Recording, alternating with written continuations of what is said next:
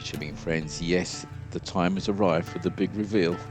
It's the small adventure bike project has now come to fruition, and I'm going to share with you what the bike looks like. So it's a big reveal, and also what we're going to do with the bike and some future plans with it, which are quite dramatic, well, for me anyway. But I'll take you through what I've done to the bike. Obviously, by all means, go back and look at the videos as we were doing the work, so you know how we've arrived at this point.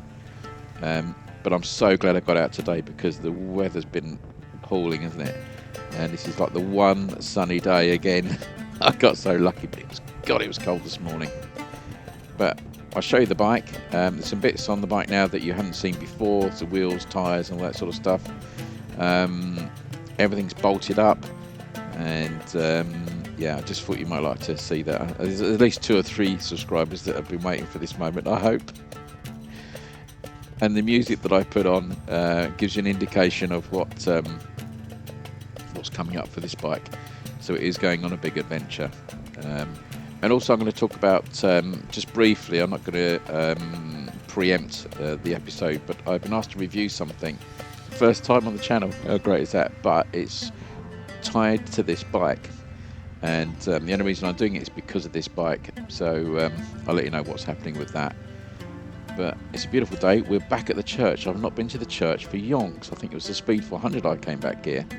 And it's always quite quiet here, so it's a lovely church. It's Wigan Church near Pulborough.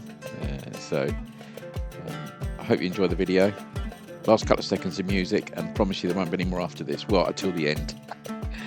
Right, let's have a look at the bike, and then you can tell me what you think in the comments. I'm sure you will. Right, so here we are. It's finished. Yay! There's a couple of little tweaks I still need to do, but they're just, well, I'll show you those in a minute. But it's finished. The Africa 500 is going to be called. And I was hoping to get the decal on today, but I used water, the water slide decals, and printed some out this morning, and it just didn't work. I don't know why. I had no problems before. I might have to take them somewhere else to be printed. But this is it. So she's up and running. She's all insured, taxed, and all the rest of it, and she's on the road. I've done so little riding on this so far. I really need to get a lot of miles under this thing, because there's a few things that I certainly do need to tweak with the journey that I'm going to be doing on it, and I'll be telling you about that in a minute. But let's have a look round, and I'll show you the things that I've done to it, and talk about the things that I'm going to change. Let's have a look around the Honda Africa 500.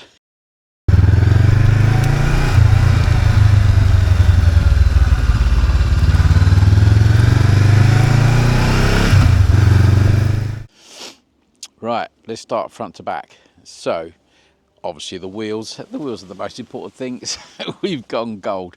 I'm not sure what gold that is. I looked at the colourways that they had at the powder coaters, but this one seemed to be about the right. I think it's actually a little bit Ducati.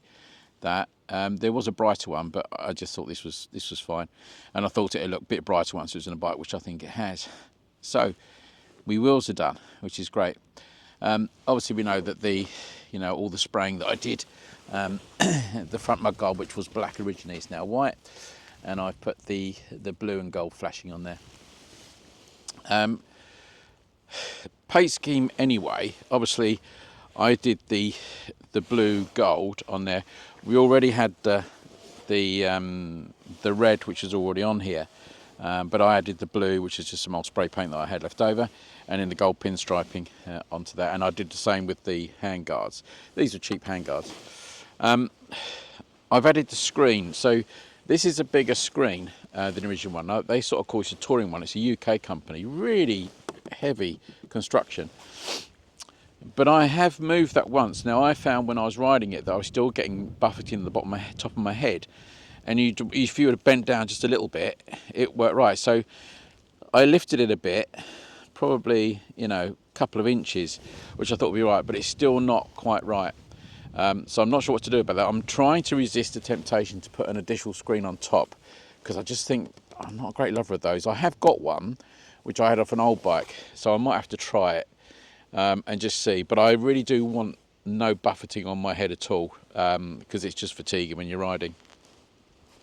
So the other thing, little things that I've done, I've done the spotlights in the amber colour. I just think they look better in amber. I don't know why. It's something that goes back to a car that I saw many years ago. It was a Renault Alpine in France. They had the red lights, and then when we had to be in France, you always had to do your headlights yellow, didn't you, amber? And we had a Capri, it was a blue Capri with the twin headlights, and it looked fantastic. You know, we never took it off. They looked brilliant with the amber and the blue. So that's something I did. That was just a cheap, you know, a couple of quid for the paint pot for that. So what else did we do? Well, obviously, I'm going to try and stay out of the sunlight here because it's difficult. It's a really bright sunny day, but very cold. So I did the seat. So the seat I had made, just the cover, that is, and then I fitted the cover myself. But I wanted the blue to sort of match, you know, the rest of it. So I think that works, blue and black. So I think it sort of sets the whole bike off, really. Oh, you can see the gold wheel again. Ooh, gold wheels. Panniers.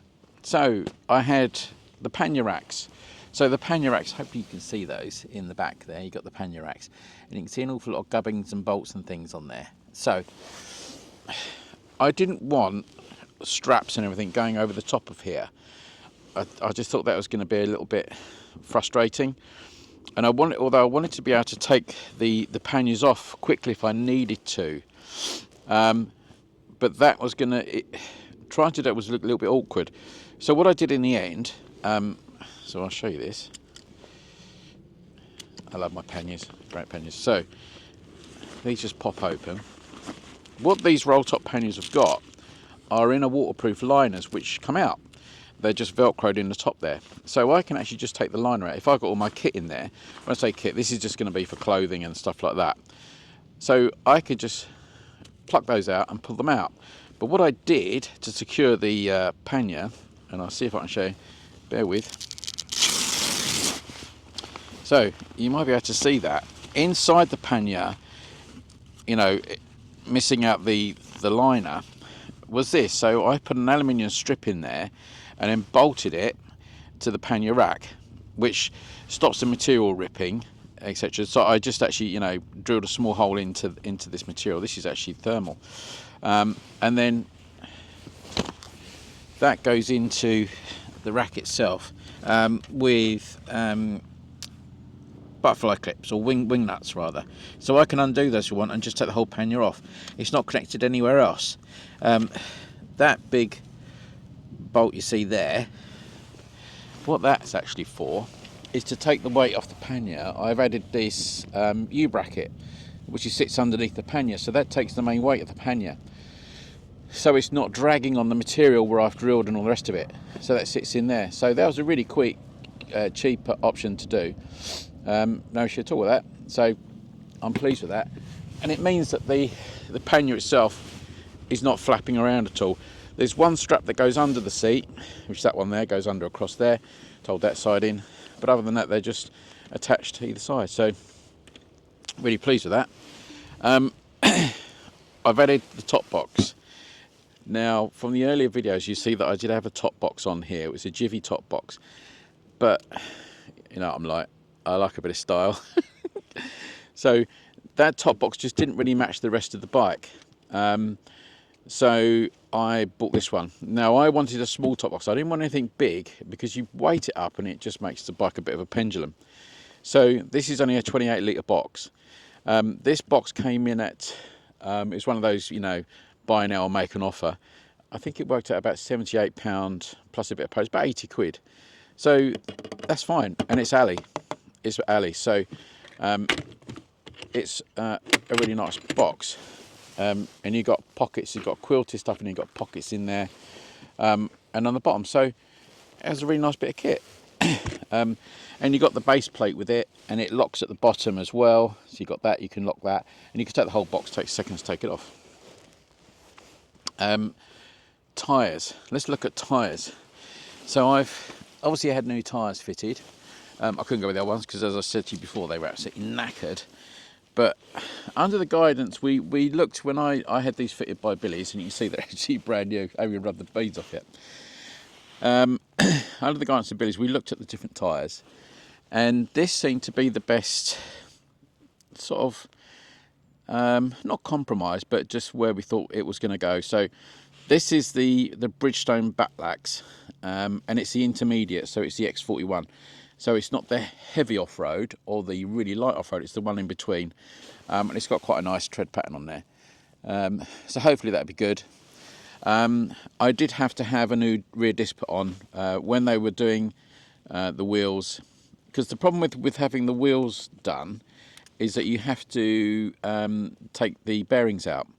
So we thought, well, you're going to have to replace. There's no point in putting old bearings in. Let's put the new bearings in. And they did say that the rear disc was absolutely so thin. It was a MOT fail on that, really, or due an MOT fail. So we put a new disc on it. You got it off, you might as well do it. The discs aren't particularly expensive.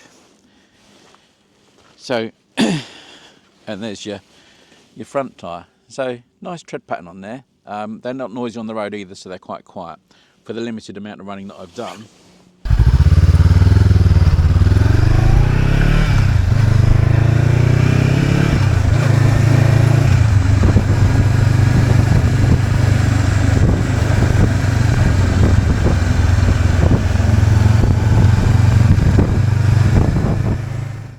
Right, so the important thing is, did I stay on budget?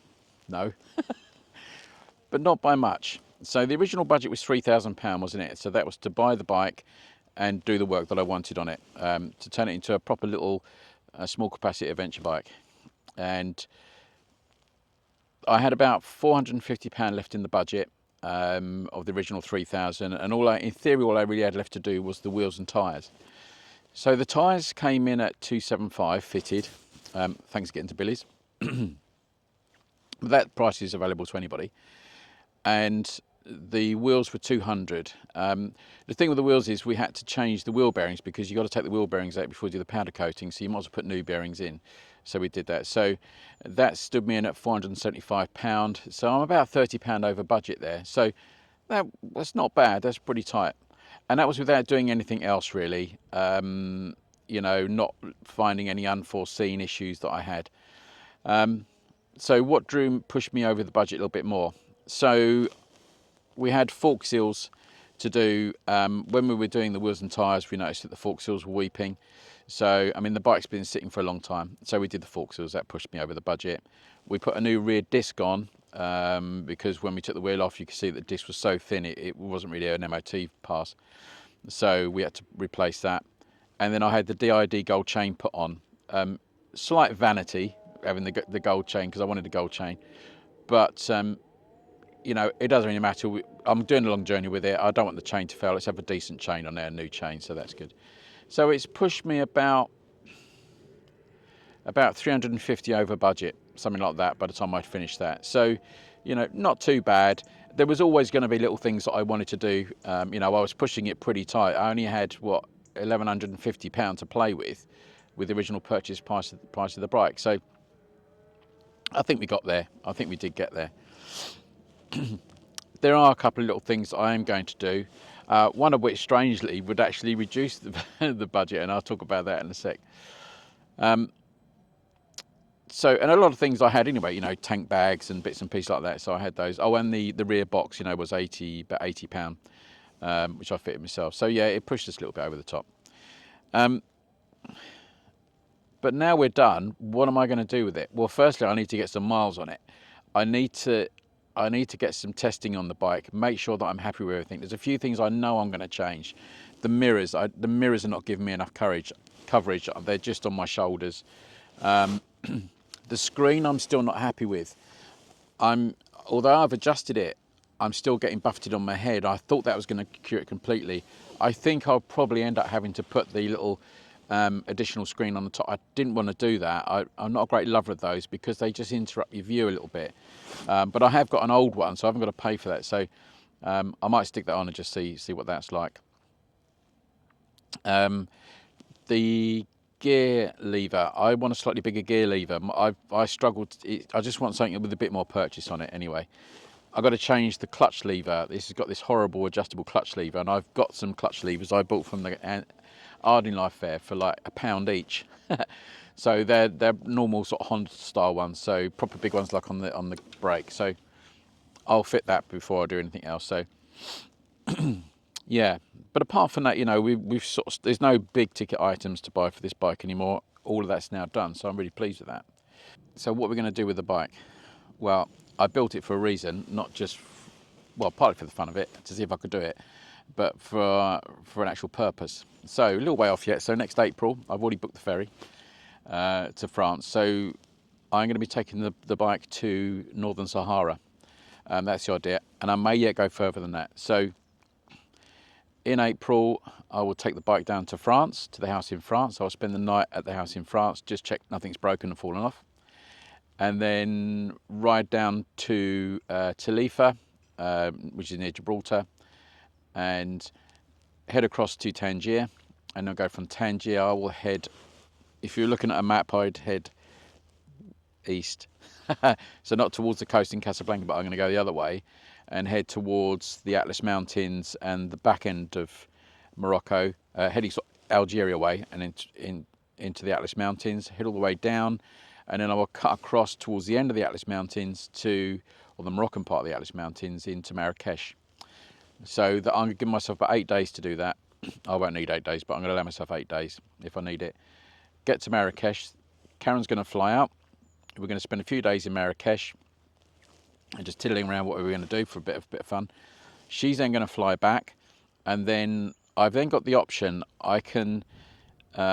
This is always a movable feast for me. I've got the option of then heading back on the west coast, up through Casablanca, Rabat, and those sort of areas, back to Tangier, or I could extend it slightly and head down to Dakar, which I'm sort of getting excited thinking about doing that. It'll be a whole series of episodes. It'll be, Billingshurst to Dakar, the Billingshurst Dakar Rally. But that's what I may do. So that means travelling through Mauritania and Senegal to Dakar. I'll touch the wall and then zoom back. So that would probably be take a month to do that.